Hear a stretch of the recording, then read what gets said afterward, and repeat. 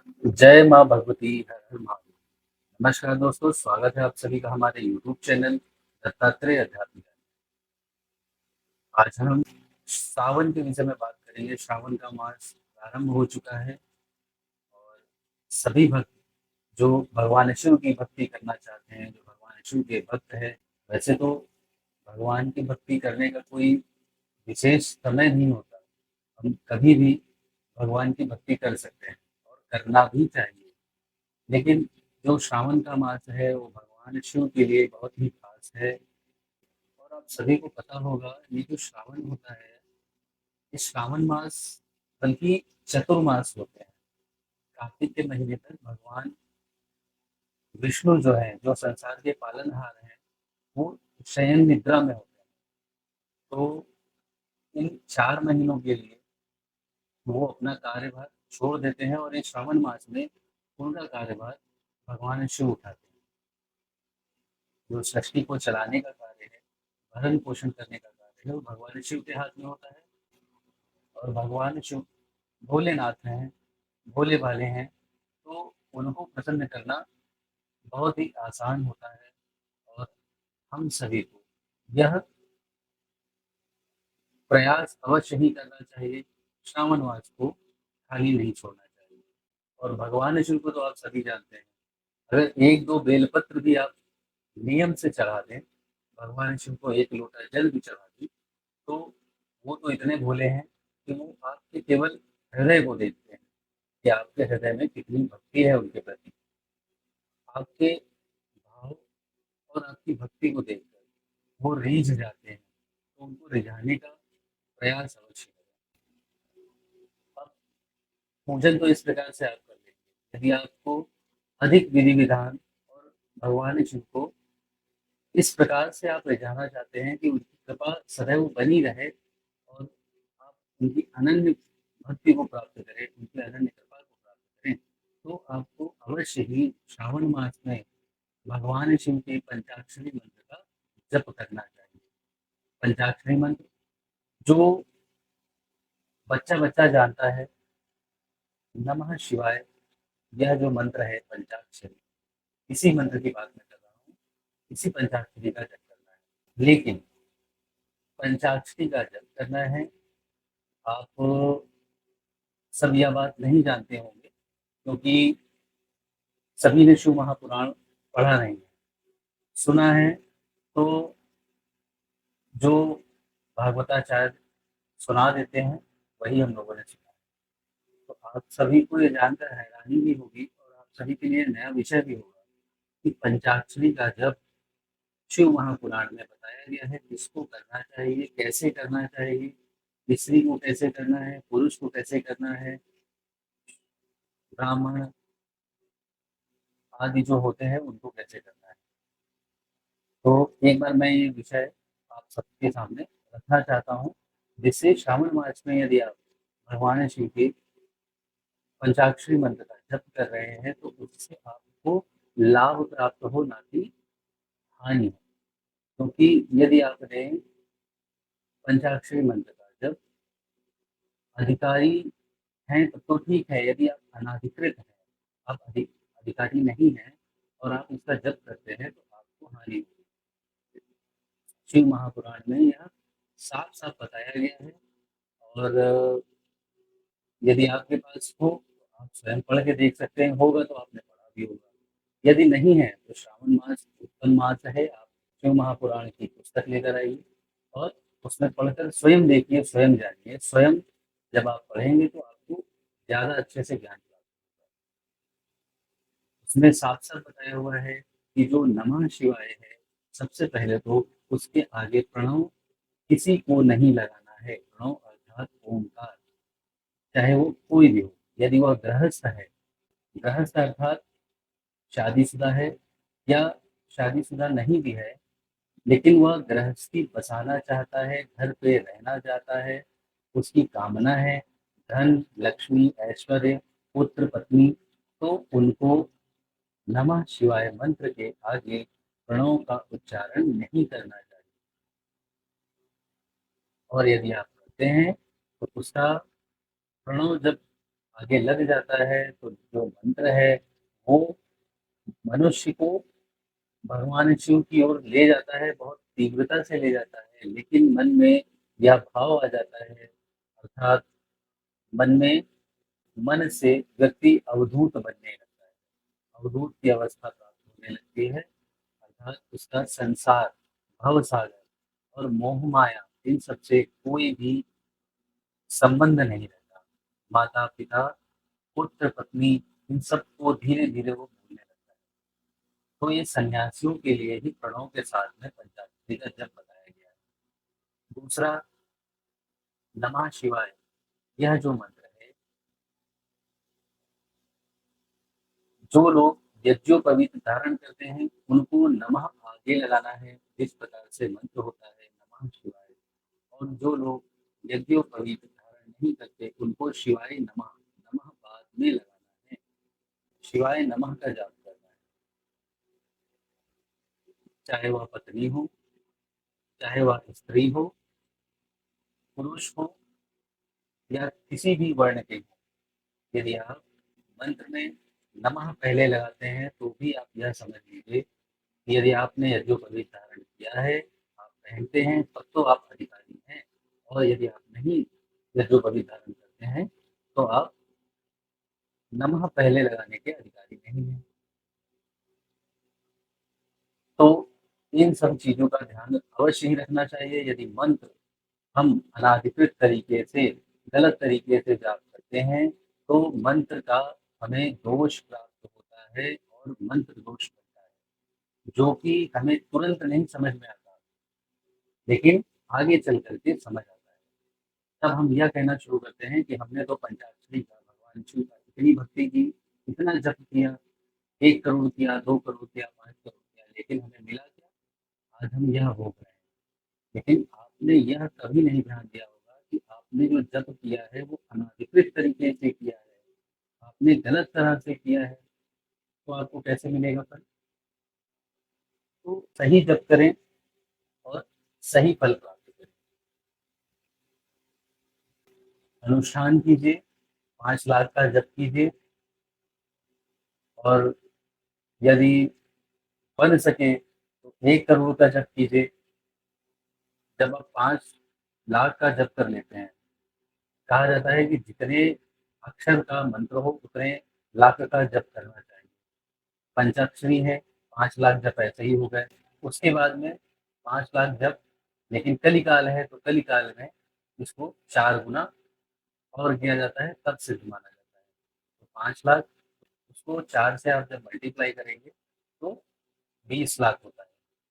तो 20 लाख जब आप करेंगे तो यह सिद्ध होगा। और यदि 1 करोड़ कर लेते हैं तो अति सिद्ध हो जाता है, अर्थात किसी भी प्रकार की आपकी कोई कामना हो वो तुरंत पूर्ण होगी। अब जरूरी नहीं कि आप सावन में ही इसका पूरा जप जो है वो पूर्ण करें। आप संकल्प लीजिए, सावन से प्रारंभ करिए, आप सावन से प्रारंभ करिए। यही सावन की महत्ता है कि आप सावन के किसी भी दिन से प्रारंभ कर सकते हैं। प्रारंभ करिए और आगे आपका जब तक अनुष्ठान चले तब तक करिए। एक अनुष्ठान, आप नए हैं, 10 दिन का अनुष्ठान करिए। 10 दिन में आपने सपोज करते हैं 1 लाख का जप किया, फिर उसके बाद आगे 10 दिन करिए, फिर 1 लाख का जप किया, इस तरह से आप बढ़ाते चलिए। गृहस्थ व्यक्ति हैं, परिवार में रहते हैं, एक साथ इतने इतना बड़ा अनुष्ठान नहीं हो सकता। तो 10-10 दिन का अनुष्ठान लेकर के चलिए, 10 दिन अनुष्ठान करिए, 2 दिन का विराम लीजिए, फिर 10 दिन अनुष्ठान करिए। हाँ, लेकिन सावन में आप अपने ब्रह्मचर्य का पालन करिए। श्रावण मास बहुत महत्वपूर्ण होता है और इसको व्यर्थ न जाने दीजिए। मनुष्य का देह मिला है, शरीर सही सलामत है, सावन श्रावण का मास मिला है, यह वीडियो देखने को मिला है, और भगवान शिव की भक्ति प्राप्त हुई है आपको। यदि आप यह वीडियो देख रहे हैं तो अवश्य ही भगवान शिव के आप भक्त हैं। तो जब सब कुछ भगवान ने दे रखा है आपको, तो आपको कुछ नहीं करना है, केवल और केवल एक जप माला लेकर आना है और शिव जी का जाप प्रारंभ करना है। इससे बड़ी भगवान की अनुकंपा और कुछ नहीं हो सकती। भगवान शिव महादेव हैं, देवों के देव महादेव हैं वो तो उनकी भक्ति हमें अवश्य ही अवश्य करनी चाहिए। आप सभी ने कथा सुनी होगी समुद्र मंथन की, पूरी कथा कह पाना तो मुश्किल होगा, वीडियो बहुत लंबा खिंच जाएगा। तो सभी जानते हैं जब मंथन होता है तो उसमें से विष निकलता है, हलाहल निकलता है। और उसी समय जब मंथन से विष निकलता है तो अब आप समझिए इतना बड़ा पहाड़, और उसमें एक तरफ असुर एक तरफ दैत्य जब मंथन कर रहे होंगे तो विष की क्वांटिटी कितनी होगी, कितना विष निकला होगा।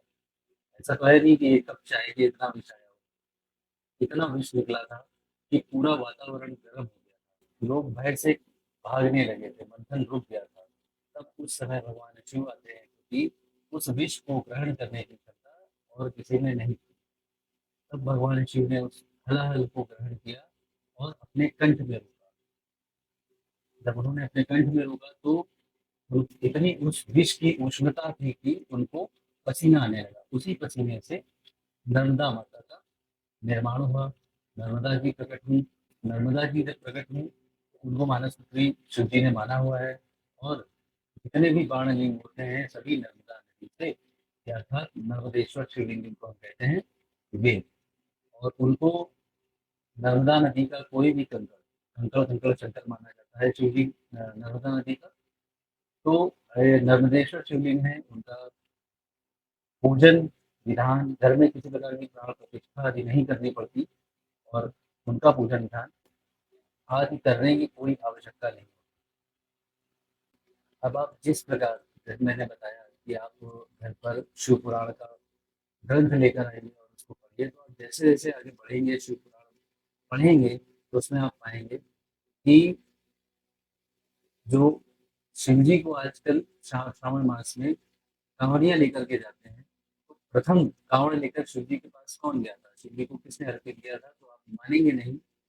शिव जी को प्रथम बार कांवड़ चढ़ाने वाले परम ज्ञानी प्रकांड पंडित रावण, उन्होंने चढ़ाया था शिव जी को प्रथम बार कांवड़। अब आप ये कहेंगे कि परम ज्ञानी परम ब्राह्मण और इस तरह के शब्दों का उपयोग क्यों किया जाता है रावण के साथ, तो भाइयों आपको मैं बता दूं कि रावण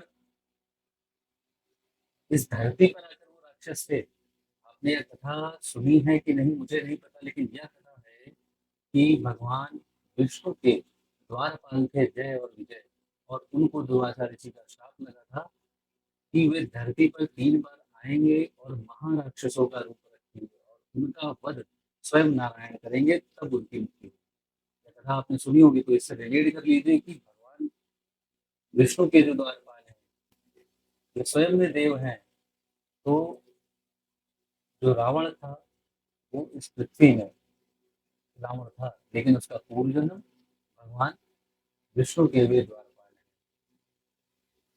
अब रावण वो है जो रावणकृत शिव तांडव स्तोत्र आप सभी ने सुना है, मेरे चैनल में भी दिया हुआ है सीखने के लिए। तो वो इतनी प्रिय स्तुति भगवान यीशु की उन्होंने बनाई, और भी कई सारे स्तोत्र उन्होंने बनाए लेकिन प्रचलित शिव तांडव स्तोत्र है। तो उसी शिव तांडव के प्रताप से, शिव जी की भक्ति भाव के प्रताप से उन्होंने शिव जी के कैलाश को अपने हाथ में उठा लिया था। यह भी आप सभी ने सुना होगा।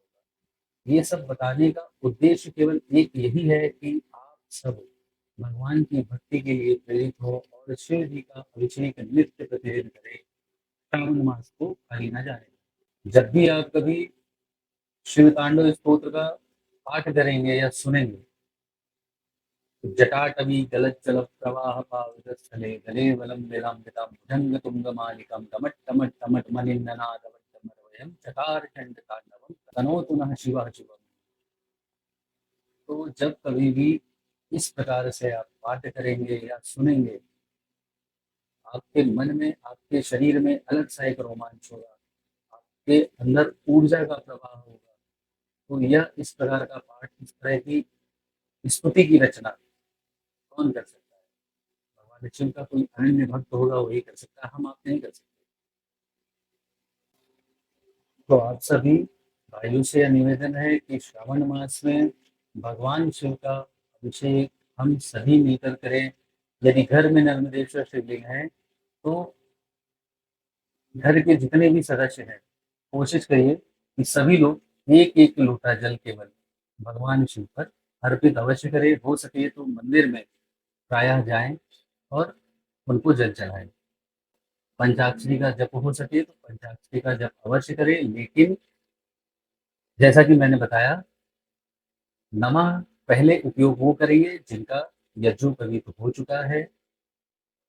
जो पहनते हैं यज्ञोपवीत वे लोग नमः का उपयोग पहले करेंगे, नमः पहले लगाएंगे।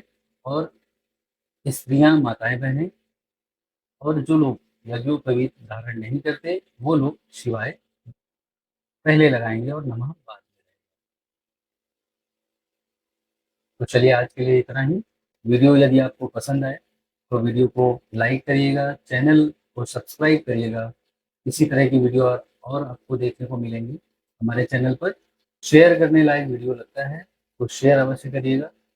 जय माँ भगवती, हर हर महादेव।